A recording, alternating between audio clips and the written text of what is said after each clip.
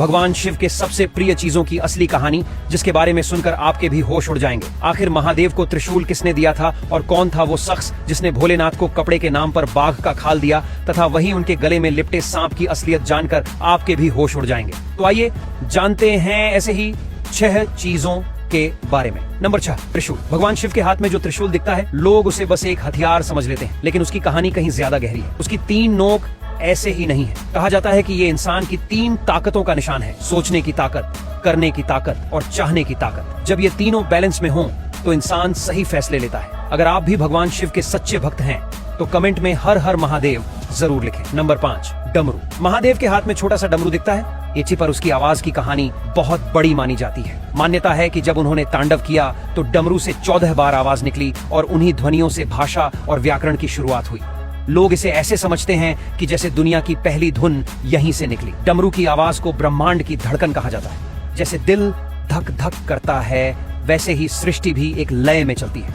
उसका आकार भी खास है, ऊपर और नीचे फैला हुआ और बीच में पतला, जो यह दिखाता है कि शुरुआत और अंत जुड़े हुए हैं। नंबर 4, गले का सांप। महादेव के गले में लिपटा सांप कई लोगों को हैरान करता है, लेकिन उसके पीछे भी एक सिंबल छिपा है। सांप को अंदर की छिपी ताकत से जोड़ा जाता है, जिसे कई लोग कुंडलिनी शक्ति कहते हैं। कहा जाता है कि यह सांप उनके गले में 3 चक्कर लगाकर बैठा है, जो बीता हुआ समय, आज का समय और आने वाला समय दिखाता है। इसका मतलब यह है कि महादेव समय से परे है। सांप का जहर डर का निशान होता है, लेकिन जब वही सांप गले में हो तो यह दिखाता है कि डर पर जीत पाई जा सकती है। नंबर 3, भस्म। महादेव को अक्सर राख लगे हुए दिखाया जाता है, खासकर श्मशान की राख। पहली नजर में यह अजीब लगता है, पर इसमें बड़ा मैसेज छिपा है। राख हमें याद दिलाती है कि एक दिन हर चीज खत्म होकर यही बनती है, चाहे पैसा हो, ताकत हो या खूबसूरती, आखिर में सब राख ही है। महादेव का राख लगाना यह बताता है कि जिंदगी का सच समझो और घमंड मत करो। जब इंसान को यह समझ आ जाए कि सब कुछ अस्थायी है, तो वह छोटी छोटी बातों में उलझना छोड़ देता है। नंबर 2, भांग, धतूरा और बेलपत्र। समुद्र मंथन की कहानी में जब हलाहल नाम का भयानक जहर निकला तो पूरी सृष्टि खतरे में पड़ गई। तब महादेव ने वह जहर अपने गले में रोक लिया और नीलकंठ कहलाए।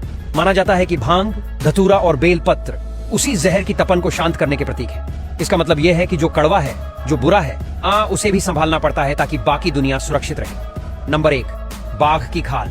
महादेव को अक्सर बाघ की खाल पहने या उस पर बैठे दिखाया जाता है। बाघ ताकत, गुस्सा और तेज इच्छा का निशान माना जाता है। बाघ की खाल पहनना यह दिखाता है कि उन्होंने इन ताकतों पर जीत हासिल कर ली है। मतलब इच्छाएं इंसान को कंट्रोल न करें, बल्कि इंसान उन्हें कंट्रोल करे। यह सिंबल बताता है कि असली जीत बाहर की लड़ाई नहीं, अंदर की लड़ाई जीतने में है। जब इंसान अपने गुस्से और लालच पर काबू पा ले, तभी वह सच में मजबूत बनता है।